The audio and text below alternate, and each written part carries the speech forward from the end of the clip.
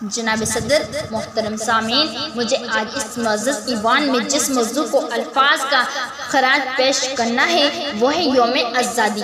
قوموں کی زندگی میں بعض دن اس قدر اہمیت کے حامل ہوتے ہیں کہ ان کا تذکرہ دلوں کو ایمانی جوش و خروش سے بھرپور کر دیتا ہے۔ پاکستان کی تاریخ میں 14 اگست کا دن ایسی اہمیت کا حامل ہے۔ 14 اگست محض ایک دن نہیں ہے بلکہ تحریک پاکستان کے مجاہدین کے بے مثال جذبہ قربانی کا پیغام بھی ہے۔ اس دن کی تاریخی عظمت کے پیش نظر آج وطن عزیز کے ہر شہر اور قصبے میں خوشی و مسرت کا جشن منایا جا رہا ہے۔ اس حسین موقع پر آپ سب کو جشن آزادی کی مبارکباد پیش کرتے ہوئے میں غیر معمولی خوشی محسوس کر رہی ہوں۔ مبارک ہو تمہیں یہ جشن آزادی، مبارک ہو، مبارک ہو تمہیں یہ جشن آزادی، مبارک ہو، خوشی سے ہو گئی ہر دل کی آبادی، مبارک ہو۔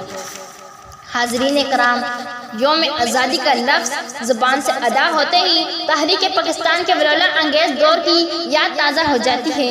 خوشیوں کے گلاب مٹنے لگتے ہیں، یادوں کا قافلہ سفر کرنے لگتا ہے اور پھر وہ زمانہ تصور میں ابھرنے لگتا ہے جب برصغیر کے مسلمان اپنے عزم و حوصلے سے اپنے مستقبل کی عمارت تعمیر کر رہے تھے۔ وہ دور مسلمانوں کے لیے بے پناہ گھٹن اور مشکل تھا۔ ایک طرف انگریز تھا جو یہاں ہزاروں برس حکومت کرنے کے منصوبے بنا رہا تھا اور دوسری طرف ہندو تھا جو مسلمانوں سے اپنی سینکڑوں برس کی غلامی کا بدلہ چکانے کی سوچ رہا تھا۔ ان کے علاوہ ایسے کم اندیش مسلمان بھی تھے جو نظریہ اسلام سے منہ موڑ کر ہندو سے تعاون کر رہے تھے۔ غرض یہ کہ چاروں طرف مسلم دشمنی کی تاریکیاں چھائی ہوئی تھیں۔ اس نازک دور میں قائد اعظم محمد علی جناح آزادی کے سورج کی علامت بن کر ابھرے۔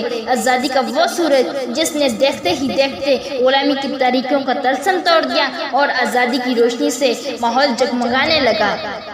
قائد اعظم کی قیادت بلا شبہ قدرت کا بہت بڑا انعام تھی۔ وہ قائد جس نے باطل کے سامنے جھکنا نہیں بلکہ جھکانا سیکھا۔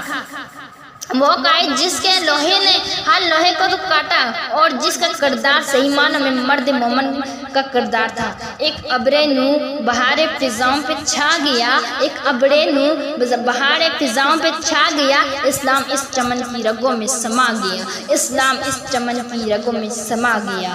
آپ کی سماعتوں کا شکریہ۔